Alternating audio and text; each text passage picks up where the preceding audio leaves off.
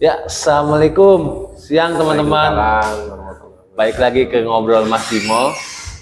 Kita lagi bertamu nih di barbershop seperti janji saya waktu itu mau bikin kita ngobrol-ngobrol sama ownernya yang barbershop di daerah Pemulumbon, Pemijahan. Oke, bersama saya nih Mas Wawan, kebetulan ownernya di sini. Assalamualaikum Mas Wawan. Waalaikumsalam warahmatullah. Aduh, mohon maaf nih jadi ngeganggu nih kita ngobrol-ngobrol lagi sibukin ini. Gak apa-apa mas, santai. Ini namanya Mas Wawan. Mas Wawan tuh yang punya barbershop di sini. Siapa tahu nanti kita bisa dapat ilmu wira swastanya dari Mas Wawan. Bisa jadi referensi buat teman-teman, buat saya pribadi juga. Dapat ilmu, dapat referensi, dapat kiat suksesnya gimana. Sebelum itu kita kenalan dulu ya Mas Wawan. Mas Wawan, gimana kabarnya? Alhamdulillah sehat, baik. Ini saya juga ngeliat-liat, kebetulan saya juga sering main daerah sini. Ya pengen ngobrol-ngobrol aja Mas Wawan.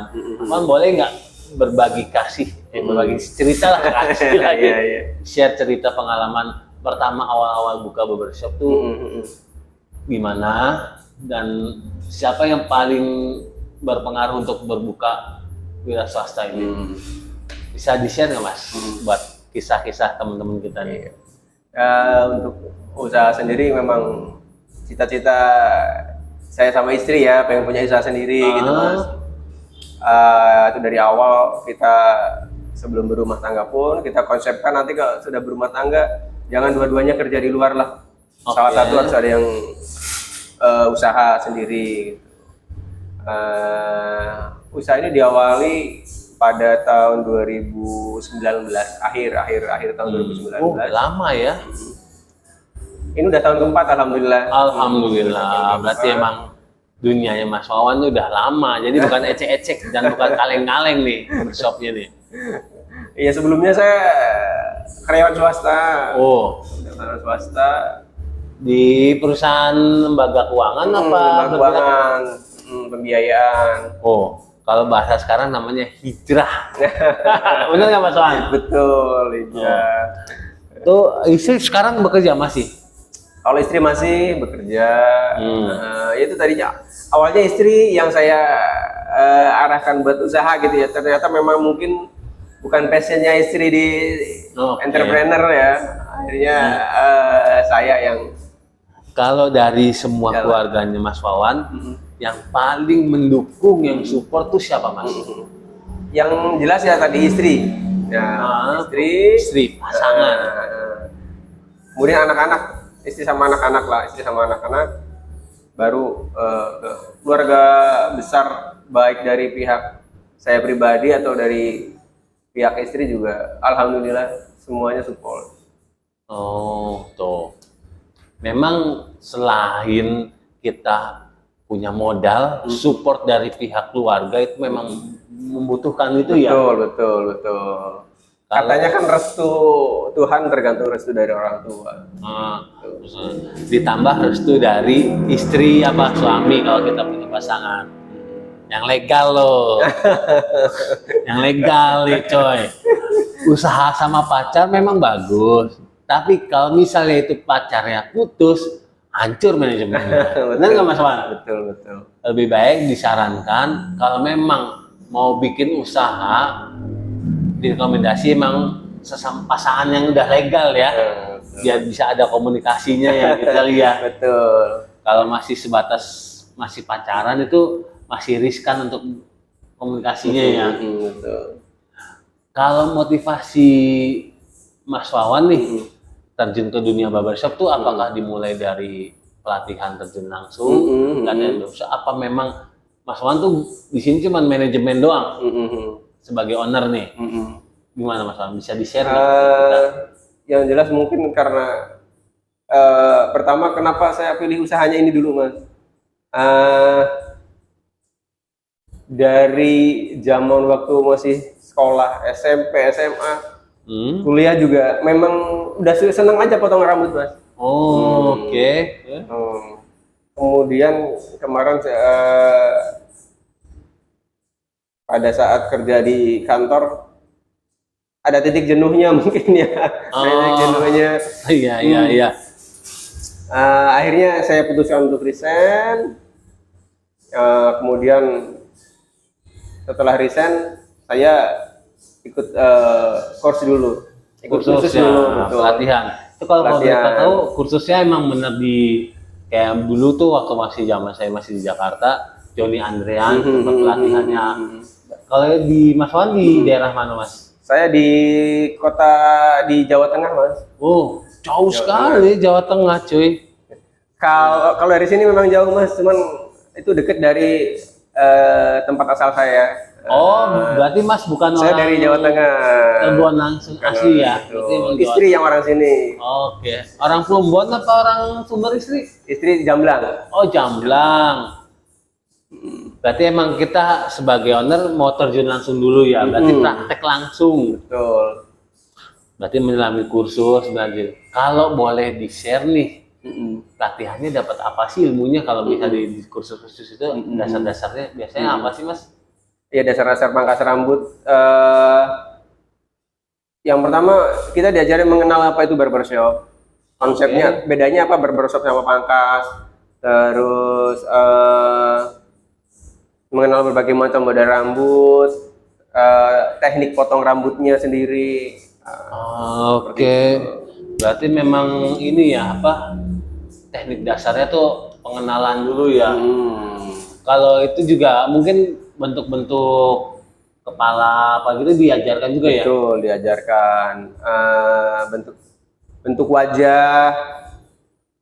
Ada beberapa bentuk nih, misal kayak oval, terus kotak, terus lancip. Itu yang sesuai bentuk model rambut seperti apa diajarkan. Oke. Terus tipe rambutnya sendiri ada yang lurus, rambut yang gelombang, sama rambut ikal. Itu masing-masing ada model yang harus disesuaikan. Jadi kita benar-benar dapat ilmu loh kalau mau workshop itu ya. Jadi nggak sekonyong-konyongnya buka workshop tapi kita nggak tahu ilmunya. Itu ya Mas Wan gitu ya. Betul.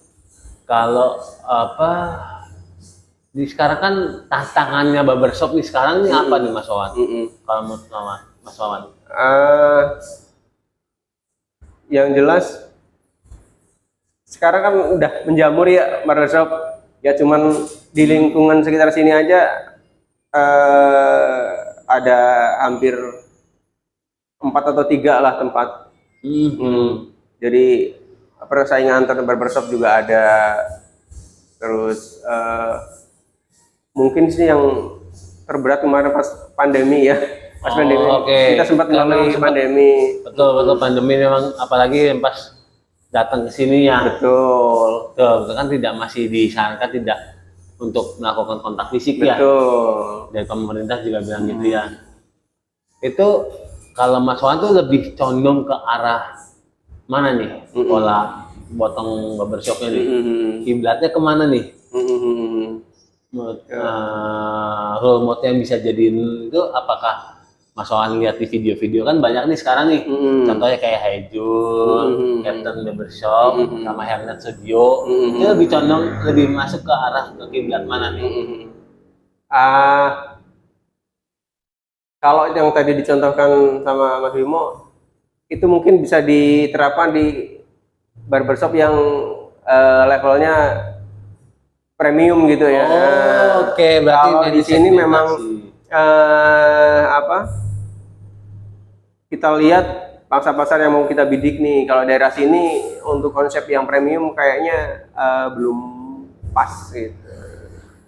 Emang kalau di sini tuh berapa sih tarifnya Mas? Boleh ya, itu tadi yang disesuaikan dengan kondisi lingkungan sini. Untuk tarif berapa sih hampir sama dengan pangkas rambut kalau di sini sih Mas. Untuk anak-anak kalau pangkasnya aja ya, anak-anak 15.000, remaja sama dewasa 20.000. Kemudian ada pangkas plus. Jangan negatif nih plusnya nih. Plusnya satu aja, bukan plus satu plus aja. Bukan plus ya. Plus apa tuh Mas Wan, coba jelasin. Plus keramas. Biar nggak overthinking nih. Plus keramas, kalau plus keramas untuk anak-anak 20.000, dewasa 25.000. Terus kalau yang full service satu lagi. Apa tuh full service? Full service itu pangkas rambut, keramas, pijat kepala sama bahu, terus ada tonik atau pakai hairstyle gitu ya. Untuk hairstylingnya Pomade kita pakai gitu ya? pomade gitu. Oke. Saya juga sempat ngelihat tadi katanya ada delivery service itu tuh maksudnya bisa dijelasin nggak buat kita nih? Jadi Awal untuk, mulanya delivery service, terus tiba-tiba jadi nilai plus di sini gimana, Mas? untuk teman-teman atau klien yang nggak bisa datang langsung ke barbershop, bisa nanti kita yang datang ke rumah untuk servisnya. Tuh. Awalnya ini Mas, tadinya ada klien kita yang datang ke sini menanyakan bisa daily service enggak, ada daily Panggil service gitu enggak, ya betul, panggilannya. betul. Karena kebetulan suaminya beliau sakit, nggak bisa keluar rumah, bahkan nggak bisa bangun dari tempat tidur. Wow. Gimana tuh kalau potong nggak bisa bangun tempat tidur tuh? Duduk kah? Mas, duduk di tempat tidur. Karena kebetulan itu ada pada saat kita datang ke rumahnya, betul-betul rambutnya gondrong betulan Mas, karena beberapa bulan nggak potong rambut. Nah, setelah kita melayani itu baru kepikiran, oh iya ya, mungkin ada di beberapa kasus yang nggak sempat atau nggak bisa datang ke barbershop. Nah, akhirnya kita adakan layanan. Biasanya nih kalau yang datang ke rumah tuh Mas Paul sendiri apa karyawan Capster ya kalau bahasa barbershopnya? Biasanya Tergantung ya siapa yang kosong aja Mas. Oh gitu. Emang Yang tantangannya tuh apa sih barbershop tuh? Manpower kah apa gimana? Iya, kalau untuk usaha di barbershop sendiri, yang utama memang di karyawannya, di capsternya lah, di capsternya. Itu sistemnya tuh emang bagi hasil apa ada bulanan, apa presentasi dari bukan bagi hasil ya, kayak saya juga pernah lihat liputan di itu tuh, jadi setiap capster tuh ada bertahap tuh, ada yang 100.000, contohnya bisa di videonya Hijol saya pernah lihat, ternyata saya juga awal mula saya ngeliat kok potong rambut sampai 300.000. Iya. Kayaknya enggak gitu maksudnya untuk segmennya mendingan saya di biasa aja lah gitu kan. Cuma ternyata dijabarin sama dia. Kalau capster satu paling rendah itu 100. Betul. Sama si Julnya itu 300.000. Itu jadi trademarknya dia tuh. Emang mantep tuh si Jul. Atau lagi itu kalau di sini gimana sistem itu? Kalau di sini tergantung kesepakatan dengan si capsternya Mas, mau bagi hasil atau mau gaji bulanan. Kalau capster atau karyawan yang biasa motong ini emang kenal dulu apa nge-hire dari tempat potong potong rambut juga apa gimana Mas? Kita hire sendiri Mas, kita hire sendiri. Kebetulan kita buka info lowongan, ada yang minat, kita seleksi di sini. Oh seleksinya di Mas sendiri ya? Langsung di kita sendiri. Oh seleksi, berarti bukan karena lu bisa motong nggak gitu? Kan biasanya tuh kalau barbershop tuh gitu itu awal. Ternyata emang seleksi juga ya? Seleksi, karena tadi di awal saya kan pernah kursus ya, jadi tahu teknik potong rambut. Jadi kita seleksi mana yang betul-betul sesuai dengan kriteria kita atau enggak. Gitu. Kalau di sini bisa potong, selain potong tuh cat rambut juga bisa ya Mas? Cat rambut bisa. Betul. Itu berapa sih kalau di sini cat rambut sama mungkin kalau zaman-zaman sekarang di highlight? Highlight. Itu tergantung sebetulnya kalau untuk cat rambut highlight tergantung warna Mas, kita mau warna apa. Oh, warna juga mempengaruhi harga. Betul, mempengaruhi ke harga. Jadi kalau hanya cat rambut hitam misal, warna hitam itu cukup 50.000. Atau untuk highlight, untuk warna bleaching itu cukup 60.000. Misalnya saya mau warna merah itu kena biayanya berapa misalnya? Kalau warna merah antara 250 sampai 300.000. Oh, mahal ya? Betul. Mahal ya? Karena melewati beberapa tahapan Mas kalau buat ini ke warna. Jadi nanti rambut di bleaching dulu, dihilangin dulu warna Asli. Aslinya itu bleachingnya bisa 2-3 kali. Oh. Jadi 2-3 kali bleaching. Setelah rambutnya betul-betul warna awalnya yang originalnya hilang, baru kita kasih warna yang sesuai keinginan. Oh, berarti nggak gampang ya buka barbershop tuh Mas Wan. Bener kita punya skill gimana caranya orang tuh bisa dapet apa yang dia mau. Gitu. Oke, berarti wah masukan ilmu buat kita juga cuy. Yang khususnya yang mau buka usaha barbershop. Kalau Mas Wan sendiri barbershop baru di daerah sini doang satu. Sini betul. Di daerah Pamijahan. Nih kalau misalnya teman-teman mau mainnya sekedar ngobrol-ngobrol boleh. bisa nggak apa-apa. Jam bukanya berapa sih?